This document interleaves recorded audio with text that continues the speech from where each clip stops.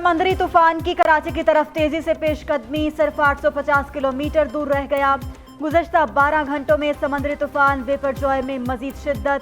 13 जून को सिंध और बलोचिस्तान के साहिलों से टकराने का इम्कान। साहिली आबादियों और जजीरों पर आबाद लोगों को महफूज मकामात पर मुंतकिल करने की हिदायत जारी। कल से माहीगीरों के खुले समंदर में जाने पर पाबंदी लगा दी गई।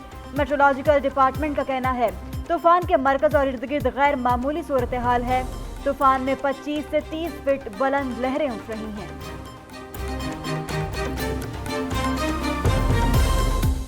खैबर पख्तूनख्वा में तूफानी बारिशों से तबाही, चंद घंटों में अफराद लुक़मा अजल बन गए।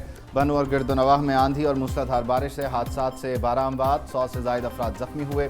लकी मरबत में तूफानी बारिश से हादसात में 5 अफराद ने जान गंवा दी, 20 से ज़ायद जख्मी रिपोर्ट। रेस्क्यू हुकाम के मुताबिक हलाकतें दीवारें, छतें और दरख्त गिरने से हुई। जान बहा पर जख्मियों में ज़्यादा तादाद बच्चों की है। बन्नू के तीनों हस्पतालों में इमरजेंसी नाफिज। शहर में नकासी आब की नालियां उबल पड़ी, सड़कों पर पानी जमा हो गया। तूफानी हवाओं से बिजली की फराहमी का निज़ाम दरहम बरहम। मंगोरा में मूसलाधार बारिश से नदी नालों में तुग़यानी।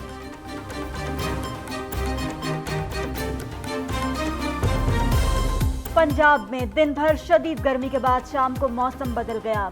कभी गर्मी, कभी सर्दी, कभी लू, कभी ठंडी हवा, कभी आलाबारी, कभी बूंदाबांदी। मौसम ने रोज बरोज बदलना मामूल बना लिया। गुजरांवाला में तूफानी हवाओं के साथ मूसलाधार बारिश, बोर्ड गिर गए। हादसात में दर्जनों अफराद जख्मी। एमनाबाद रोड पर आंधी के बायस स्टील फैक्ट्री का शेड मजदूरों पर जा गिरा। धुले और गोदनावाला में छतें गिरने से 7 अफराद जख्मी। लाहौर में भी दिन भर गर्मी के बाद तेज आंधी। महकमा मौसमियात ने बारिश की पेशगोई कर दी। तो सूबों में 5276 ट्रांसफर के बाद नेट फेडरल रेवेन्यू जो है 6887 अरब है और टोटल फेडरल रेवेन्यू जो है एक्सपेंडिचर जो हमारा है इस रेवेन्यू के अगेंस्ट 6887 के अगेंस्ट 14463 है। 3.5% GDP का हदफ बआसानी हासिल हो जाएगा। महंगाई 21% रहने की तवक्को है। वजीर खजाना इसहाक डार की पोस्ट बजट न्यूज कॉन्फ्रेंस। बोले सूबों का तरक्याती बजट 1559 अरब और वफाक का 1150 अरब का तरक्याती बजट रखा गया। FBR के रेवेन्यू का हदफ 9200 अरब रुपए। पेट्रोलियम मसनूआत पर 869 अरब लेवी का हदफ रखा गया है। IT और साइंस के लिए 33 अरब रुपए मुख्तस। पेंशन के लिए 761 अरब रखे गए। सालाना $50,000 भेजने वाले ओवरसीज के लिए मराआत होंगी। मुआशी तबाही रुक गई, हम मुस्तहकम हो गए। पाकिस्तान डिफॉल्ट नहीं करेगा। बजट रिवायत से हटकर बनाया। हुकूमत मुल्क को मुआशी बहरान से निकालेगी। पब्लिक प्राइवेट पार्टनरशिप से तरक्की का पहिया चलेगा। अब तरक्की होगी तो लोगों को रोजगार मिलेगा। विफाकी वज़ीर खजाना इसहाक डार का कहना है बजट को हतमी शक्ल देने से पहले कारोबारी तबके के तहफ़्फ़ुज़ात दूर करेंगे। छोटे और दरमियाने दर्जे की सनतों को सस्ते कर्ज फराहम करेंगे। आटा, घी, दालों पर सब्सिडी के लिए 35 अरब रुपए बजट में मुख्तस किए गए। 50,000 ट्यूबवेल्स को सोलर पर करने के लिए 30 अरब रुपए रखे गए। 35% सैलरीज बढ़ा रहे हैं ग्रेड 1 से 16 तक के एम्प्लॉइज की, 30% बढ़ा रहे हैं ग्रेड 17 से ऊपर की और 17.5% पेंशनर्स की। सिंध में कम अज़ कम तनख्वाह 35,500 रुपये मुकर्रर। सिंध हुकूमत का ग्रेड 1 से ग्रेड 16 तक सरकारी मुलाजमीन की तनख्वाहों में 35% इजाफे का ऐलान। ग्रेड 17 और उससे ऊपर तनख्वाहों में 30% इजाफा होगा। वज़ीर आला मुराद अली शाह ने पेंशन 17.5% बढ़ा दी। 2 खरब 224 अरब रुपए का सूबाई बजट पेश। तरक्याती बजट के लिए 410 अरब रुपए मुख्तस। बल्दियात के तरक्याती बजट के लिए 62 अरब। बारिश और सैलाब मुतासरीन के लिए 162 अरब रुपए रखे गए हैं।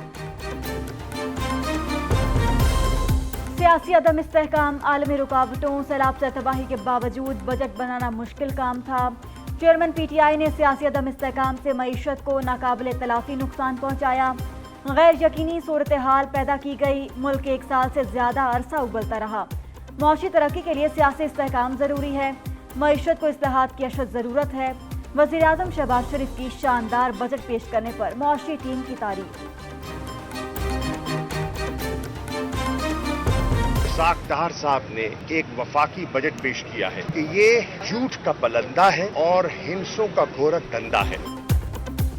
बजट के नाम पर कौम के साथ मजाक किया जा रहा है। अवाम को कोई रिलीफ नहीं दिया गया। उबूरी हुकूमत को बजट पर नजरसानी करना होगी। PTI रहनुमा शाह महमूद कुरैशी की लाहौर में मीडिया से गुफ्तगू। कहा اسحاق ڈار پاکستانی معیشت کے ہٹ مین ہیں، تنخواہوں میں 30 سے 35% اضافہ ہوگا، پیسہ کہاں ہے آپ کے پاس؟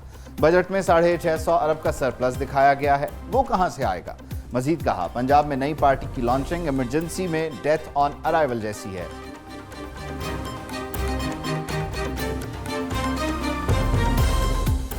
چیئرمین پی ٹی آئی کا اصل مسئلہ ہے کہ فوج ان کی مدد نہیں کر رہی، پاکستان میں تبدیلی فوجی تنصیبات پر حملوں سے نہیں آئے گی۔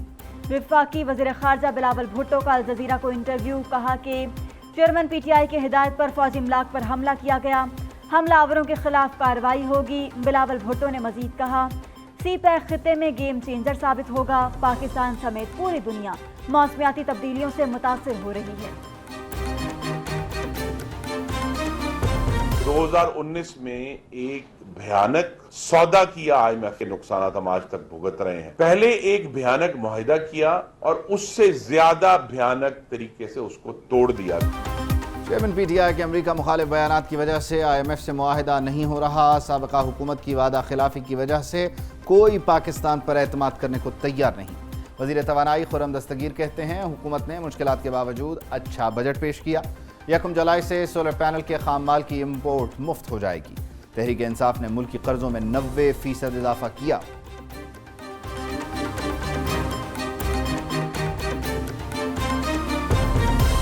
تحریک انصاف کے مستعفی ارکان اسمبلی کا ہر حربہ ناکام بنانے کی حکمت عملی، پی ٹی آئی ارکان کے استعفوں کے معاملے پر اسپیکر کو ایڈوائز دے دی گئی۔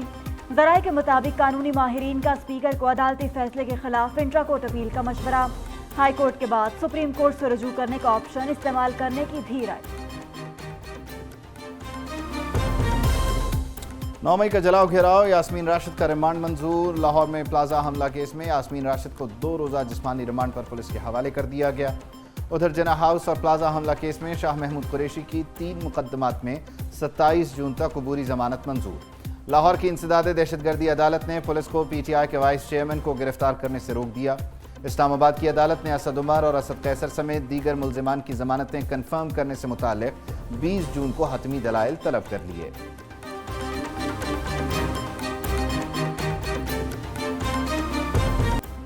میئر کراچی کے انتخاب سے پہلے پیپلز پارٹی اور جماعت اسلامی میں لفظی جنگ، 15 جون کے تگڑے مقابلے کے لیے مرتضی وہاب اور حافظ نعیم الرحمان آمنے سامنے، دونوں نے کاغذات نامزدگی جمع کرا دیے۔ پیپلز پارٹی سندھ کے صدر نثار کھوڑو کہتے ہیں شہر قائد کا میئر پیپلز پارٹی کا ہی ہوگا۔ جماعت اسلامی کے امیدوار حافظ نعیم الرحمان نے کہا پیپلز پارٹی جمہوریت کا راگ الاپتی ہے، لیکن میئر کے انتخاب پر شب خون مارنے کے لیے چیئرمینز کو لاپتہ کر رہی ہے۔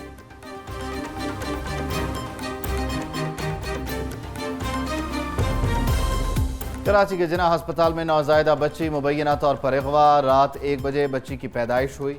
ماں کے سونے کے بعد بچی کو کوئی اور لے گیا، والدین نے پولیس بلا لی، واقعے کی فوٹیج بھی سامنے آ گئی۔